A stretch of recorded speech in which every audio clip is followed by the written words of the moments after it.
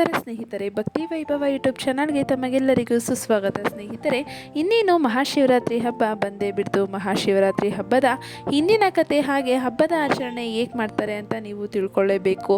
ಶಿವನ ಬಗ್ಗೆ ತಿಳ್ಕೊಂಡಿದ್ದೇ ಆಗಿದ್ದಲ್ಲಿ ನೀವು ಶಿವನಿಗೆ ನಿಮ್ಮ ಕಷ್ಟಗಳನ್ನು ಹೇಳಿದ್ರೆ, ಶಿವರಾತ್ರಿಯ ದಿನದಂದು ಈ ರೀತಿ ಆಚರಣೆಯನ್ನು ಮಾಡಿದ್ರೆ ನೀವು ನಿಮ್ಮ ಕಷ್ಟಗಳನ್ನು ಕಳ್ಕೊತೀರಾ ಅಂತಲೇ ಹೇಳ್ಬೋದು. ಹಾಗಿದ್ರೆ ವಿಡಿಯೋ ಶುರು ಮಾಡೋಣ.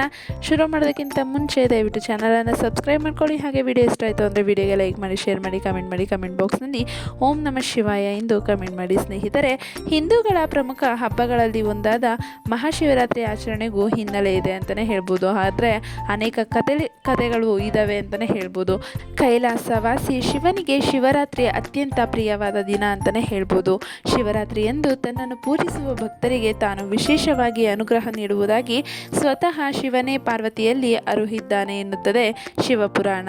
ಮಹಾಶಿವರಾತ್ರಿಯಂದು ಬಿಲ್ವಪತ್ರೆಯನ್ನು ಶಿವಲಿಂಗದ ಮೇಲಿಟ್ಟು ಪೂಜಿಸಿದರೆ ಯಾಗ ಮಾಡಿದ ಫಲ ದೊರೆಯುತ್ತದೆ ಅಂತ ಹಿರಿಯರು ಹೇಳಿದ್ದಾರೆ.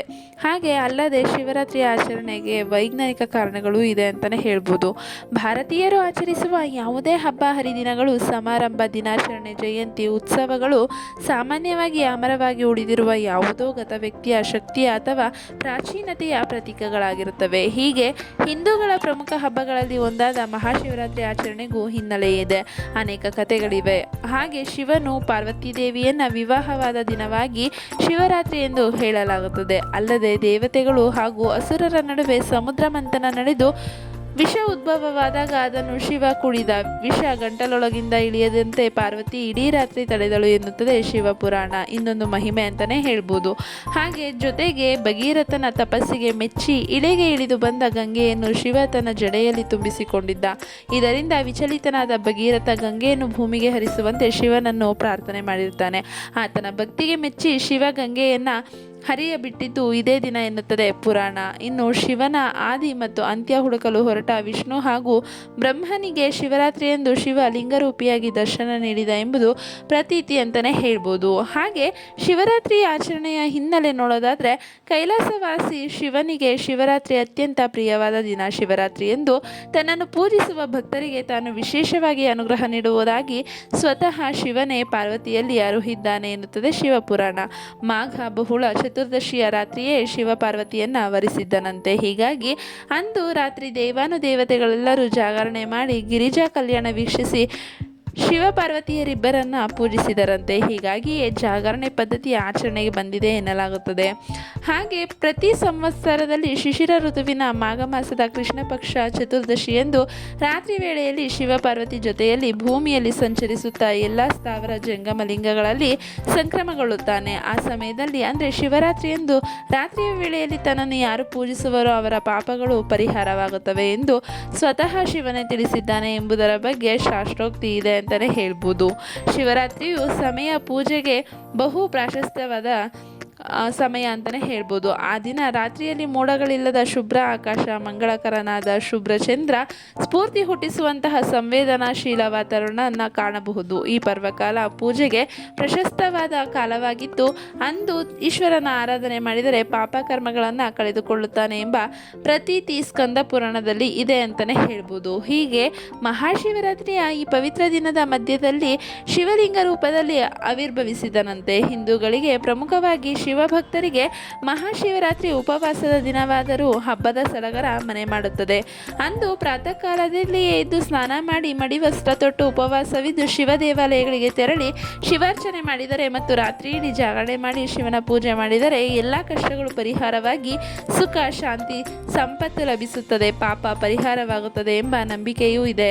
ಹಾಗೆ ಸಾಮಾನ್ಯವಾಗಿ ಎಲ್ಲ ಶಿವ ದೇವಾಲಯಗಳಲ್ಲೂ ರಾತ್ರಿ ಇಡೀ ಗಂಗಾಜಲಾಭಿಷೇಕ, ಪಂಚಾಮೃತ ಅಭಿಷೇಕ ನಡೆಯುತ್ತದೆ.